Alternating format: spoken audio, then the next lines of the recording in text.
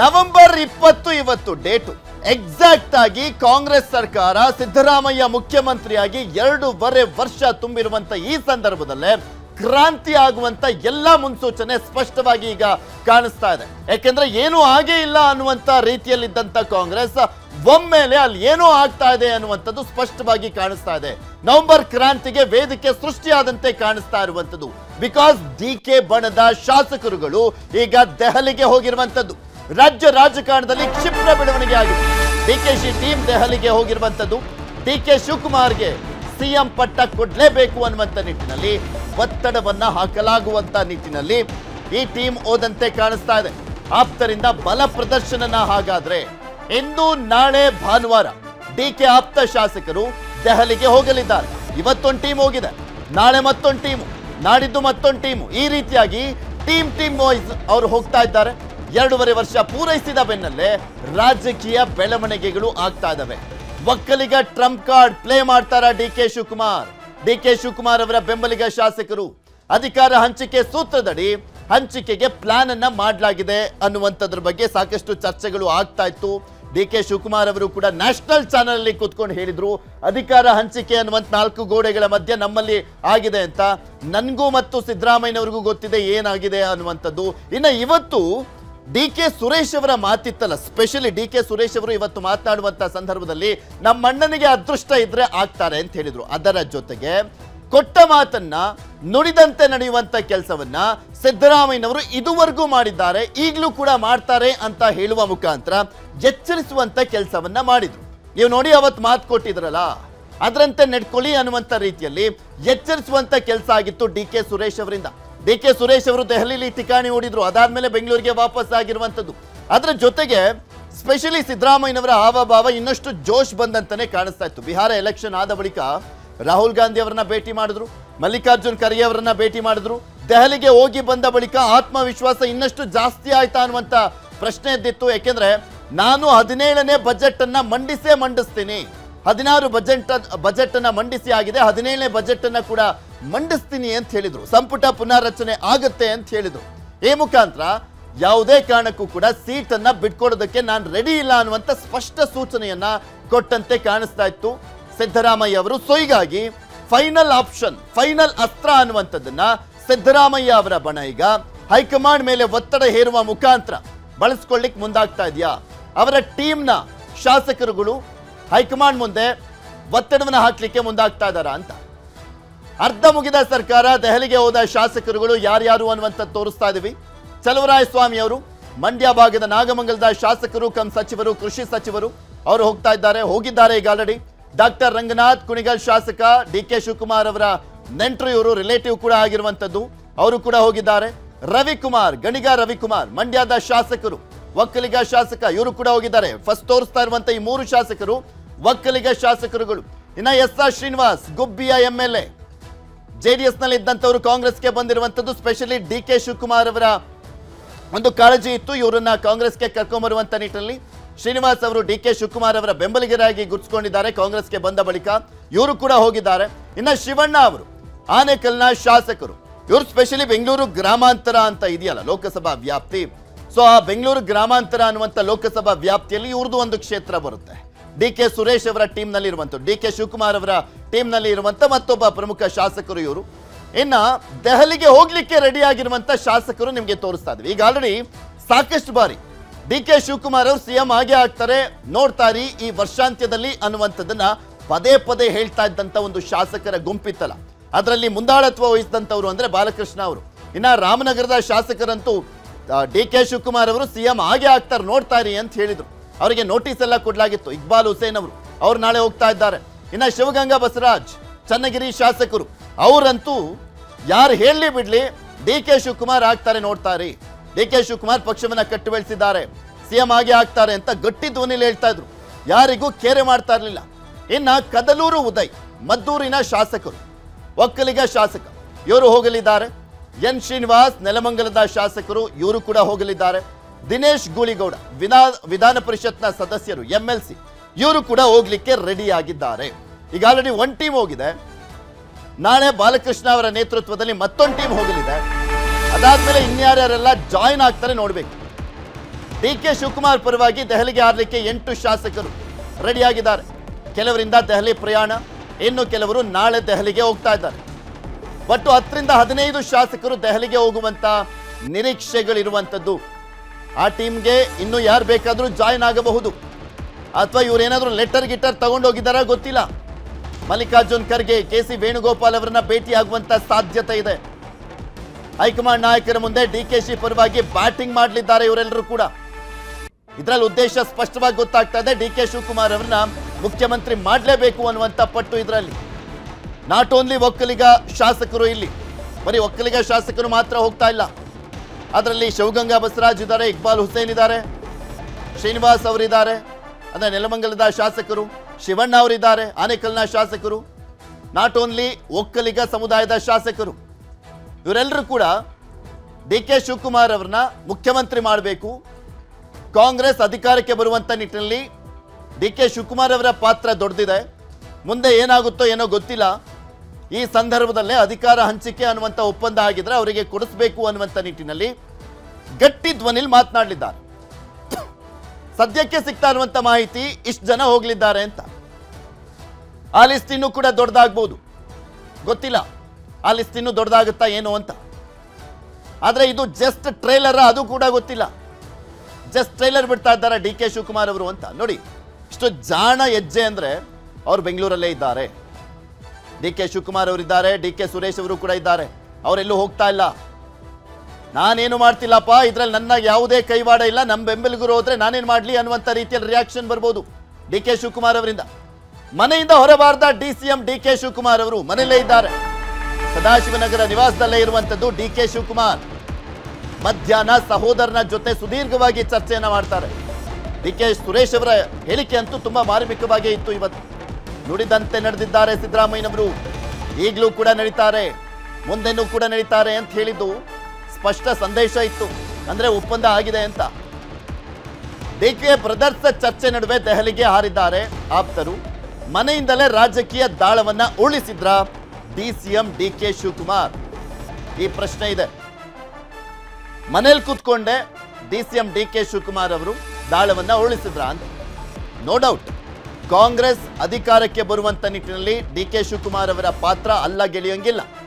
ಪಕ್ಷವನ್ನ ಸಂಘಟಿಸಿ ಎಲ್ಲರನ್ನೂ ಕೂಡ ಗುಡ್ಡೆ ಹಾಕೊಂಡು ಪಕ್ಷ ಅಧಿಕಾರಕ್ಕೆ ತರುವಂತ ನಿಟ್ಟಿನಲ್ಲಿ ಪ್ರಮುಖ ಪಾತ್ರವನ್ನು ವಹಿಸಿದಂಥವ್ರು.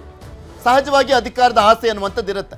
ಆದರೆ ಈಗ ಡಿ.ಕೆ. ಶಿವಕುಮಾರ್ ಅವರು ಉಳಿಸ್ತಾ ಇರುವಂತ ದಾಳಕ್ಕೆ ಹೈಕಮಾಂಡ್ ಯಾವ ರೀತಿಯಾಗಿ ಬಗ್ಗುತ್ತೆ, ಅದಕ್ಕೆ ಯಾವ ರೀತಿಯಾಗಿ ಒಪ್ಕೊಳ್ಳುತ್ತೆ, ಅಥವಾ ಯಾರು ಇಲ್ಲಿ ಕನ್ವಿನ್ಸ್ ಆಗ್ತಾರೆ, ಇದು ಸಾಕಷ್ಟು ಕುತೂಹಲ ಕೆಡೆ ಮಾಡಿಕೊಟ್ಟಿದೆ. ಇನ್ನು ಡಿ.ಕೆ. ಸುರೇಶ್ ಅವರು ಇವತ್ತು ಒಂದು ಇಂಟ್ರೆಸ್ಟಿಂಗ್ ಆಗಿ ಕೊಟ್ಟರಲ್ಲ ಸ್ಟೇಟ್ಮೆಂಟ್, ಸಿಎಂ ಕೊಟ್ಟ ಮಾತನ್ನ ತಪ್ಪೋದಿಲ್ಲ ಅಂತ. ಹಾಗಾದ್ರೆ ಏನ್ ಮಾತನಾಡಿದ್ರು ಡಿ.ಕೆ. ಸುರೇಶ್ ನೋಡೋಣ. ಯಾವತ್ತೂ ಕೂಡ ಕೊಟ್ಟ ಮಾತನ್ನ ತಪ್ಪುವಂತವ್ರಲ್ಲ. ಇಲ್ಲ, ಯಾರಿಗೆ ಏನಾರ ಮಾತು ಕೊಟ್ಟಿದ್ರು ತಪ್ಪೋದಿಲ್ಲ. ಈ ಕರ್ನಾಟಕದ ರಾಜ್ಯಕ್ಕೆ ಕಳೆದ 5 ವರ್ಷದಿಂದ ಏನೇನ್ ಮಾತು ಕೊಟ್ಟಿದ್ರು ಎಲ್ಲ ಭರವಸೆಗಳನ್ನ ಈಡೇರಿಸಿದ್ದಾರೆ. ಈಗಲೂ ಕೂಡ ಈ ಸರ್ಕಾರದಲ್ಲೂ ಕೂಡ ಯಾರ್ಯಾರಿಗೆ ಏನೇನ್ ಕೊಟ್ಟಿದ್ದಾರೆ ಮಾತು, ಅದ್ರ ಮಾತಿನಂತೆ ನಡೀತಾ ಇದ್ದಾರೆ. ಅದರಲ್ಲಿ ಏನೋ ತಪ್ಪೇನಿದೆ?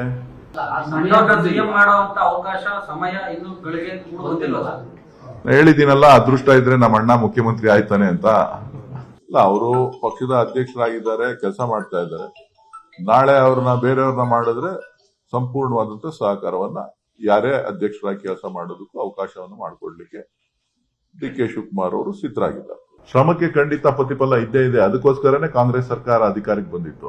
ಡಿ.ಕೆ. ಶಿವಕುಮಾರ್ ಅವರ ಶ್ರಮ ಪ್ರತಿಫಲ ಯಾವಾಗ ಸಿಗ್ಬೋದು? ಒಂದಲ್ಲ ಒಂದಿನ ಸಿಗುತ್ತೆ, ಕಾದ್ ನೋಡ್ಬೇಕು. ನನಗ್ ಗೊತ್ತಿಲ್ಲ.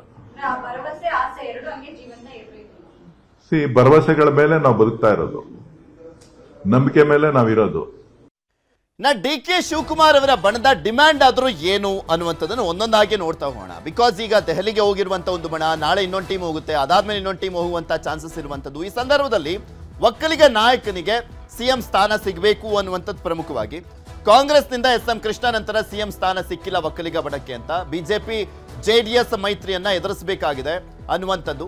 ಈ ರೀತಿಯಾಗಿ ಸಾಕಷ್ಟು ಬೇಡಿಕೆಗಳನ್ನ ಇಟ್ಕೊಂಡು ಹೊರಟಿದ್ದಾರೆ. ಬಿಕಾಸ್ ಈ ಬಾರಿ ದಕ್ಷಿಣ ಕರ್ನಾಟಕ ಭಾಗದಲ್ಲಿ ಜೆಡಿಎಸ್ಗೆ ಒಕ್ಕಲಿಗ ವೋಟ್ಗಳು ಹೋಗಿಲ್ಲ. ಡಿ.ಕೆ. ಶಿವಕುಮಾರ್ ಅವರನ್ನ ನಚ್ಕೊಂಡು ಕಾಂಗ್ರೆಸ್ಗೆ ಓಟನ್ನ ಹಾಕಲಾಗಿದೆ, ಅವ್ರಿಗೂ ಒಮ್ಮೆ ಅವಕಾಶವನ್ನ ಮಾಡ್ಕೊಳ್ಳೋಣ ಅಂತ. ಸೊ ಅದನ್ನ ಯಾವುದೇ ಕಾರಣಕ್ಕೂ ಒಕ್ಕಲಿಗ ಒಂದು ಭರವಸೆ ಇಟ್ಕೊಂಡು ಏನು ಓಟ್ ಹಾಕಿದ್ರಲ್ಲ ಅದನ್ನ ಮಾತ್ರ ನಿರೀಕ್ಷೆಯನ್ನ ಸುಳ್ಳು ಮಾಡಬೇಡಿ ಅಂತ ಇವರ ಪ್ರಮುಖ ಬೇಡಿಕೆ ಇರುವಂಥದ್ದು. ಒಕ್ಕಲಿಗ ಪ್ರಾಬಲ್ಯ ಪ್ರದೇಶದಲ್ಲಿ ಡಿ.ಕೆ.ಶಿ ನಾಯಕತ್ವ ಅತ್ಯಗತ್ಯವಾಗಿದೆ. ಹಳೆ ಮೈಸೂರು ಭಾಗದಲ್ಲಿ ಹೆಚ್ಚು ಸ್ಥಾನ ಗೆಲ್ಲಕ್ಕೆ ಡಿ.ಕೆ.ಶಿನೇ ಇಲ್ಲಿ ಪ್ರಮುಖವಾಗಿ ಕಾರಣ ಆಗಿರುವಂಥದ್ದು. ಅವರು ಮುಖ್ಯಮಂತ್ರಿ ಆಗ್ತಾರೆ ಅನ್ನುವಂಥ ಕಾರಣಕ್ಕೋಸ್ಕರ ಈ ಬಾರಿ ಒಕ್ಕಲಿಗ ಸಮುದಾಯ ಸಪೋರ್ಟ್ ಅನ್ನ ಮಾಡಿದೆ. ಆ ನಿರೀಕ್ಷೆಯನ್ನ ಹುಸಿ ಮಾಡಬೇಡಿ ಅಂತ. ಶಿವಕುಮಾರ್ ಸಿಎಂ ಆಗ್ತಾರೆ ಅಂತ ಒಕ್ಕಲಿಗ ಮತಗಳು ಬಂದಿದ್ದಾವೆ. ಡಿ.ಕೆ.ಶಿಗೆ ಮುಖ್ಯಮಂತ್ರಿ ಸ್ಥಾನ ಕೊಡ್ತಿದ್ರೆ ಒಕ್ಕಲಿಗರು ಮತ್ತೆ ಜೆಡಿಎಸ್ ಕಡೆ ವಾಲಲಿದ್ದಾರೆ. ಇದು ಬಿಜೆಪಿ ಜೆಡಿಎಸ್ಗೆ ಪ್ಲಸ್ ಆಗಲಿದೆ ಮುಂದಿನ ಎಲೆಕ್ಷನ್ ಸಂದರ್ಭದಲ್ಲಿ. ಸೊ ಹೀಗಾಗಿ ಆ ರೀತಿಯಾಗಿ ಆಗಬಾರ್ದು ಅಂದ್ರೆ ಡಿ.ಕೆ. ಶಿವಕುಮಾರ್ ಅವರಿಗೆ ನೀವು ಅವಕಾಶವನ್ನ ಮಾಡಿಕೊಡ್ಬೇಕು. ಮತ್ತೊಂದ್ ಕಡೆ ಅವರು ಪಕ್ಷವನ್ನ ಸಂಘಟಿಸಿದ್ದಾರೆ. ಸೊ ಹೀಗಾಗಿ ಅವರಿಗೆ ನ್ಯಾಯಯುತವಾಗಿ ಏನು ಅವರಿಗೆ ನ್ಯಾಯ ಸಿಗಬೇಕಾಗಿದೆ ಆ ಕೆಲಸವನ್ನ ಮಾಡಬೇಕು ಹೈಕಮಾಂಡ್ ಅನ್ನುವಂತ ಒತ್ತಾಯವನ್ನ ಮಾಡಲಿದ್ದಾರೆ.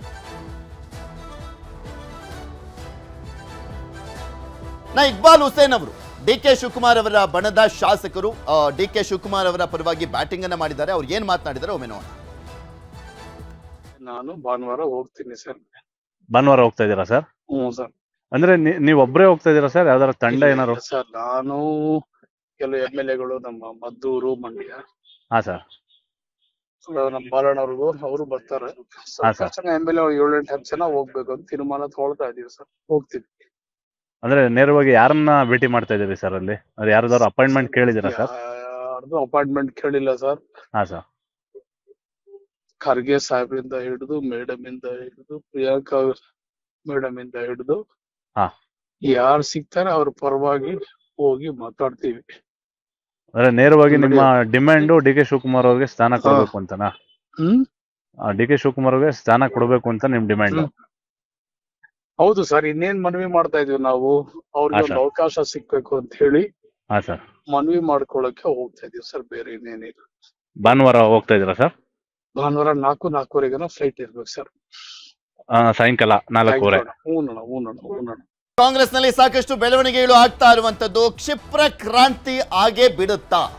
ಅಧಿಕಾರ ಹಂಚಿಕೆ ಅನ್ನುವಂಥದ್ದು ದೊಡ್ಡ ತಲೆನೋವಾಗಿ ಪರಿಣಮಿಸಿರುವಂಥದ್ದು ಕಾಂಗ್ರೆಸ್ ಹೈಕಮಾಂಡ್ಗೆ. ದೆಹಲಿ ಭೇಟಿ ರಾಜಕೀಯಕ್ಕಲ್ಲ ಇಲಾಖೆಯದ್ದು ಅಂತ ಚಲುವರಾಯಸ್ವಾಮಿ ಅವರ ಸ್ಟೇಟ್ಮೆಂಟ್. MSP ವಿಚಾರವಾಗಿ ಇಲಾಖೆಯ ಅಧಿಕಾರಿಗಳೊಂದಿಗೆ ಚರ್ಚೆ ಅಂತ ಹೋಗಿದ್ದಾರೆ. MSP ವಿಚಾರವಾಗಿ ಇಲಾಖೆಯ ಅಧಿಕಾರಿಗಳೊಂದಿಗೆ ಚರ್ಚೆ ಮಾಡ್ಲಿಕ್ಕೆ ಹೋಗಿದ್ದಾರಂತೆ. ಕೃಷಿ ಸಚಿವರಲ್ವಾ? ನ್ಯೂಸ್ 18ಗೆ ದೆಹಲಿಯಿಂದಲೇ ಸ್ಪಷ್ಟನೆಯನ್ನ ಕೊಟ್ಟಿದ್ದಾರೆ ಚಲುವರಾಯಸ್ವಾಮಿ ಅವರು ಅಂತ. ರಾಜಕಾರಣ ಹೇಳೋದೇ ಬೇರೆ, ಆಗೋದೇ ಬೇರೆ. ರಾಜಕಾರಣದಲ್ಲಿ 2.5 ವರ್ಷ ತುಂಬಿರುವಂತ ಸಂದರ್ಭದಲ್ಲೇ ಕರೆಕ್ಟ್ ಆಗಿ ಚಲುವರಾಯಸ್ವಾಮಿ ಅವರು ಹೋಗಿದ್ದಾರೆ ಅಂದ್ರೆ ಅದರಲ್ಲಿ ಸಹಜವಾಗಿ ಕುತೂಹಲ ಅಂತೂ ಇದೆ. ರವಿಕುಮಾರ್ ಅವರು ಹೋಗಿದ್ದಾರೆ. ಅವರೆಲ್ಲ ಕೂಡ ಹೋಗಿರುವಂತವರೆಲ್ಲರೂ ಡಿ.ಕೆ. ಶಿವಕುಮಾರ್ ಅವರ ಬಣದವರೇ ಹೋಗಿದ್ದಾರೆ. ದೆಹಲಿ ಭೇಟಿ ರಾಜಕೀಯಕ್ಕಲ್ಲ ಇಲಾಖೆಯದ್ದು ಅಂತ ಹೇಳಿದ್ದಾರೆ. ಸ್ಪಷ್ಟನೆ ಹಂಗೆ ಕೊಡ್ಬೇಕಲ್ಲ ಸಚಿವರು, ಸರ್ಕಾರದ ಭಾಗ. ಸಿದ್ದರಾಮಯ್ಯನವರು ಕೂಡ ಎದುರಾಕೊಳ್ಳಂಗಿಲ್ಲ ಅವರು, ಚಲುವರಾಯಸ್ವಾಮಿ ಅವರು. ಹಾಗಾದ್ರೆ ಏನ್ ಮಾತನಾಡಿದ್ರು ನ್ಯೂಸ್ 18 ಜೊತೆ ಚಲುವರಾಯಸ್ವಾಮಿ ಅವರು ಕೇಳೋಣ. ದೊಡ್ಡ ಸುದ್ದಿಯಾಗಿದೆ. ಸಚಿವ ಚಲುವರಾಯಸ್ವಾಮಿ ಅವರು ಯಾರ್ಯಾರು ಬಂದಿದ್ದಾರೆ? ಯಾರೋ ಶಿವಣ್ಣ, ಶ್ರೀನಿವಾಸು, ನೆಲಮಂಗಲ ಅವರೆಲ್ಲ ಹೋಗೋರೆ ಅಂತ ಬಂದೈತೆ ಅಂತಿದ್ರು. ಅವ್ರಿಗೆ ಗೊತ್ತಿಲ್ಲ, ನನಗೂ ಅದಕ್ಕೂ ಸಂಬಂಧ ಇಲ್ಲ. ನಂದು ಅಗ್ರಿಕಲ್ಚರ್ ಡಿಪಾರ್ಟ್ಮೆಂಟ್ ಯಾವ್ದೋ ಒಂದು ಇಶ್ಯೂಗೋಸ್ಕರ ಬಂದಿದ್ದೀನಿ. ನನಗೇನ್ ಆತರದ ಇದಿಲ್ಲಪ್ಪ. ಅದೇ ನಾನು ಯಾರು ಬಟ್ ಇಲ್ಲೆಲ್ಲ ಸುದ್ದಿ ಆಗ್ತಿರೋ ಚಲುವರಾಯಸ್ವಾಮಿ ಅವ್ರ ನೇತೃತ್ವದಲ್ಲಿ ಒಕ್ಕಲಿಗ ಶಾಸಕರು ಗಣಿಗ ರವಿಯಿಂದ ಹಿಡಿದು ಗುಬ್ಬಿ ಶ್ರೀನಿವಾಸ್ ಹಿಡಿದು ಬಾಲಕೃಷ್ಣ ಲೀಡ್ ತಗೊಂಡು ಗುಬ್ಬಿ ಶ್ರೀನಿವಾಸ್ ಬಂದಿಲ್ಲ, ಬಾಲಣ್ಣ ಗೊತ್ತಿಲ್ಲ, ನನ್ಗೆ ಯಾರು ಗೊತ್ತಿಲ್ಲಪ್ಪ. ನನ್ ಜೊತೆನಲ್ಲಿ ನಾನು ರಘು ಇಬ್ರು ಬಂದಿದ್ದೀವಿ. ಅಂದ್ರೆ ನೀವು ಡಿ.ಕೆ. ಶಿವಕುಮಾರ್ ಸಿಎಂ ಮಾಡಿ ಅಂತ ಹೈಕಮಾಂಡ್ ನ ಲೀಡ್ ತಗೊಂಡು ಮೀಟ್ ಆಗ್ತಿಲ್ಲ ಅಂತ ಆಯ್ತು ಅಲ್ಲಿಗೆ? ನಾನು ಯಾವ ಇಶ್ಯೂ ಮೇಲೂ ಬಂದಿಲ್ಲ, ನಾನು ಅಗ್ರಿಕಲ್ಚರ್ ಇಶ್ಯೂ ಮೇಲೆ ಬಂದಿದ್ದೀನಿ ಅಷ್ಟೇ. ನಾಳೆ ಇದೆಯಾ ಅವ್ರದ್ದು ಅಪಾಯಿಂಟ್ಮೆಂಟ್? ನಾಳೆ ಬೆಳಿಗ್ಗೆ. ಈ ತರ ನೋಡಿ, ಈ ತರ ಒಂದು ಸುದ್ದಿ ಹಬ್ಬಿದೆ, ಹಂಗಾಗಿ ಎಲ್ಲ ಸುದ್ದಿಗಳು ಹಂಗೆ ಹೋಗ್ತಿದೆ. ಪೊಲಿಟಿಕಲ್ ಇಶ್ಯೂ ಮೇಲೆ, ಡಿಪಾರ್ಟ್ಮೆಂಟ್ ಇಶ್ಯೂ ಮೇಲೆ ಬಂದಿರ್ತಕ್ಕಂಥದ್ದು. ಪೊಲಿಟಿಕಲ್ ಇಶ್ಯೂ ಮೇಲೆ ಬಂದಿಲ್ಲ. ಯಾರು ನನ್ನ ಜೊತೆನಲ್ಲಿ MLA ಬಂದಿಲ್ಲ. ಅಂದ್ರೆ ಯಾವ್ದನ್ನು ಒಕ್ಕಲಿಗ ಶಾಸಕ ಲೀಡ್ ಮಾಡ್ತಿದ್ವಿ ಅನ್ನೋದೆಲ್ಲವೂ ಇಲ್ಲ. ಇನ್ನು ನಾನೇ ಸಿಎಂ ಅಂತ ಮುಖ್ಯಮಂತ್ರಿಗಳು ಹೇಳ್ತಾನೆ ಇದ್ದಾರೆ. ಜನರ ಆಶೀರ್ವಾದ ಇರೋವರೆಗೂ ನಾನೇ ಸಿಎಂ. ಯಾವ ಕ್ರಾಂತಿನೂ ಇಲ್ಲ, ಭ್ರಾಂತಿನೂ ಇಲ್ಲ. ಚಾಮರಾಜನಗರದಲ್ಲಿ ಸಿಎಂ ಸಿದ್ದರಾಮಯ್ಯನವರು ತುಂಬಾ ಕಾನ್ಫಿಡೆನ್ಸ್ ಆಗಿ, ತುಂಬಾ ಆತ್ಮವಿಶ್ವಾಸದಿಂದ ಕೊಡ್ತಾ ಇರುವಂತ ಸ್ಟೇಟ್ಮೆಂಟ್ಗಳು ಇದು. ಅವರ ಸ್ಟೇಟ್ಮೆಂಟ್ ಅಂತೂ ಮುಂದುವರೆದಿದೆ. ಯಾವುದೇ ಸಿಎಂ ಆಗಲಿ, ನಾಳೆ ಚೇಂಜ್ ಆಗ್ತೀನಿ ಅನ್ನುವಂಥ ಸಿಎಂ ಆಗಿದ್ದರೂ ಕೂಡ, ಅವರಿಗೆ ಗೊತ್ತಿದ್ದರೂ ಕೂಡ ನಾನೇ ನಾಳೆ ರಿಸೈನ್ ಮಾಡ್ತೀನಿ ಅಂತ ಯಾರು ಕೂಡ ಹೇಳೋದಿಲ್ಲ. ನಮ್ಗೆ ಗೊತ್ತಲ್ಲ, ಯಡಿಯೂರಪ್ಪನವರು ವಿಧಾನಸೌಧಕ್ಕೆ ಹೋಗುವವರೆಗೂ ಕೂಡ ಅಲ್ಲಿ ನಿಂತ್ಕೊಂಡು ಮೈಕ್ ಮುಂದೆ ಭಾಷಣ ಮಾಡೋವರೆಗೂ ಅವ್ರು ರಾಜೀನಾಮೆ ಕೊಡ್ತಾರೆ ಅನ್ನುವಂಥದ್ದು ಗೊತ್ತಿರಲಿಲ್ಲ. 2028ಕ್ಕೂ ಮತ್ತೆ ನಾವೇ ಅಧಿಕಾರಕ್ಕೆ ಬರ್ತೀವಿ, ನಾನೇ ಕಂಟಿನ್ಯೂ ಆಗ್ತೀನಿ ಅನ್ನುವಂಥ ಆತ್ಮವಿಶ್ವಾಸದ ಮಾತುಗಳನ್ನ ಸಿದ್ದರಾಮಯ್ಯನವರು ಆಡಿದ್ದಾರೆ. ಜನ ನಮಗೆ 5 ವರ್ಷ ಕಾಂಗ್ರೆಸ್ ಪಕ್ಷಕ್ಕೆ 5 ವರ್ಷ ಸರ್ಕಾರ ಮಾಡಿ ಅಂತ ಇದ್ದಾರೆ. ನಾವು ಕೊಟ್ಟಿರ್ತಕ್ಕಂಥ ಭರವಸೆಗಳಿದೆಯಲ್ಲ ನಮ್ಮ ಪ್ರಣಾಳಿಕೆ ಮೂಲಕ, ಅವುಗಳನ್ನು ಈಡೇರಿಸತಕ್ಕಂಥ ಪ್ರಾಮಾಣಿಕ ಪ್ರಯತ್ನ ಮಾಡ್ತೀವಿ. ನವೆಂಬರ್ ಕ್ರಾಂತಿ ಅಂತಿದ್ರು ಸರ್. ನವೆಂಬರ್ 21 ಯಾವ ಕ್ರಾಂತಿ ಅಂತ ಹೇಳಿದ್ರು? ಕ್ರಾಂತಿನೂ ಇಲ್ಲ, ಭ್ರಾಂತಿನೂ ಇಲ್ಲ. 5 ವರ್ಷ ನಮಗೆ ಅಧಿಕಾರ ಕೊಟ್ಟಿದ್ದಾರೆ. 5 ವರ್ಷ ಆದ್ಮೇಲೆ ಮತ್ತೆ ನಾವು ಚುನಾವಣೆ ನಡೀತದೆ.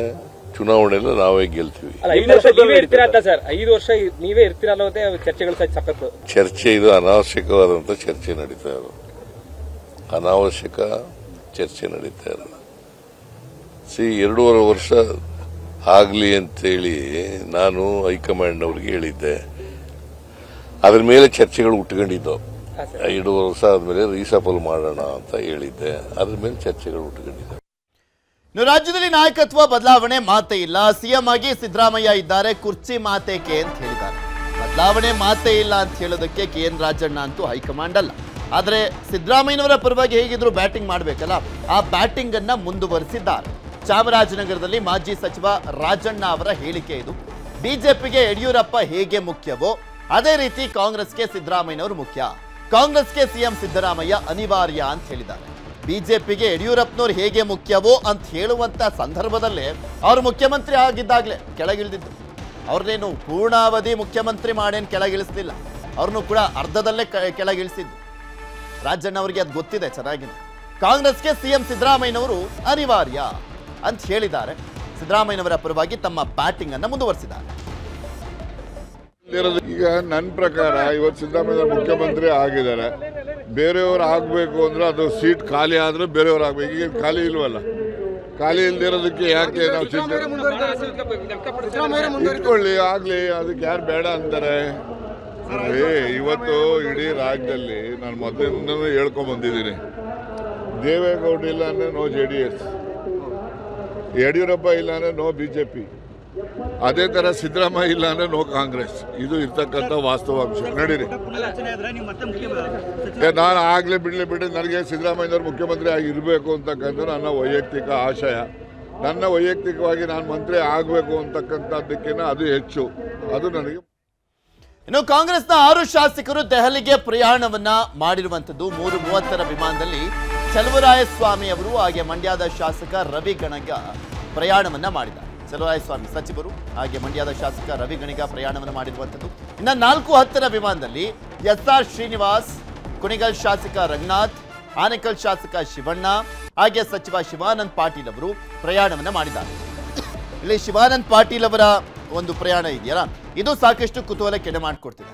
ಅದು DK ಶಿವಕುಮಾರ್ ಅವರ ಪರವಾಗಿ ಅವರು ಹೋಗ್ತಾ ಇರುವಂತದ್ದ, ಇವ್ರ ಜೊತೆ ಈ ಟೀಮಲ್ಲಿ ಇರುವಂತದ್ದ, ಅಥವಾ ಅವರು ಸಕ್ಕರೆ ಸಚಿವರಾಗಿದ್ದುಕೊಂಡು ಸಕ್ಕರೆ ಸಚಿವರನ್ನ ಅಥವಾ ಅಲ್ಲಿನ ಅಧಿಕಾರಿಗಳನ್ನ ಭೇಟಿ ಮಾಡ್ಲಿಕ್ಕೆ ಹೋಗ್ತಾ ಇರುವಂತದ. ಇದು ಸಹಜವಾಗಿ ಇಂಟ್ರೆಸ್ಟಿಂಗ್ ಆಗಿದೆ. ಒಟ್ಟು 6 ಜನ ದೇವನಹಳ್ಳಿ ಏರ್ಪೋರ್ಟ್ ನಿಂದ ದೆಹಲಿಗೆ ಪ್ರಯಾಣವನ್ನ ಮಾಡಿದ್ದಾರೆ. ಕಾಂಗ್ರೆಸ್ನ 6 ಜನ ಶಾಸಕರು, ಇದರಲ್ಲಿ 2 ಸಚಿವರು ಕೂಡ ಇದ್ದಾರೆ. 6 ಜನರಲ್ಲಿ ಅವರು ಹೋಗಿರುವಂತ ಹಿನ್ನೆಲೆಯಲ್ಲಿ ಸಹಜವಾಗಿ ರಾಜಕೀಯ ಚಟುವಟಿಕೆಗಳು ಗರಿಗೆದರಿದೆ. ಕಾದ್ ನೋಡ್ಬೇಕು. ನಾಳೆ ಮತ್ತೊಂದಿಷ್ಟು ಜನ ಹೋಗುವಂತ ಸಾಧ್ಯತೆ. ಇಕ್ಬಾಲ್ ಹುಸೇನ್ ಅವರು ಹೇಳಿದ್ದಾರೆ, ನಾವೆಲ್ಲ ಹೋಗ್ತಾ ಇದೀವಿ ಅಂತ. ಬಾಲಕೃಷ್ಣ ಅವರೆಲ್ಲ ಹೋಗ್ತಾ ಇದೀವಿ ಅಂತ ಹೇಳಿದ್ದಾರೆ. ಸೊ ಸಂಡೇ ಅಂತ ಹೇಳಿರುವಂಥದ್ದು, ಅದು ನಾಳೆನೇ ಆಗಬಹುದು, ಗೊತ್ತಿಲ್ಲ. ಈಗ ಹೋಗಿರುವಂತ ಶಾಸಕರು ಹೈಕಮಾಂಡ್ ನಾಯಕರನ್ನ ಭೇಟಿಯಾಗುವಂತ ನಿಟ್ಟಿನಲ್ಲಿ ಪ್ರಯತ್ನ ಪಟ್ಟಿದ್ದೇ ಆದ್ರೆ, ಅಥವಾ ಅದಕ್ಕೆ ಭೇಟಿಗೆ ಸಮಯಾವಕಾಶವನ್ನ ಕೋರಿದ್ದೇ ಆದ್ರೆ, ಆ ಅವಕಾಶ ಸಿಕ್ಕಿದ್ದೇ ಆದ್ರೆ ಇನ್ನೊಂದು ಟೀಮ್ ಬರುವಂತ ಸಾಧ್ಯತೆನ, ಅಥವಾ ಇವರೊಂದು ಟೀಮು ಮೊದಲು ಒತ್ತಡ ಆಗ್ತಾರೆ, ಇನ್ನೊಂದು ಟೀಮ್ ಬಂದು ಮತ್ತೆ ಒತ್ತಡ ಆಗ್ತಾರೆ, ಇನ್ನೊಂದು ಟೀಮ್ ಬಂದು ಅದಾದ್ಮೇಲೆ DK ಶಿವಕುಮಾರ್ ಅವರ ಪರವಾಗಿ ಬ್ಯಾಟಿಂಗ್ ಮಾಡ್ತಾರಾ, ಗೊತ್ತಿಲ್ಲ ಯಾವ ರೀತಿಯಾಗಿದೆ ಇವ್ರ ಪ್ಲಾನ್ ಅನ್ನುವಂಥದ್ದು.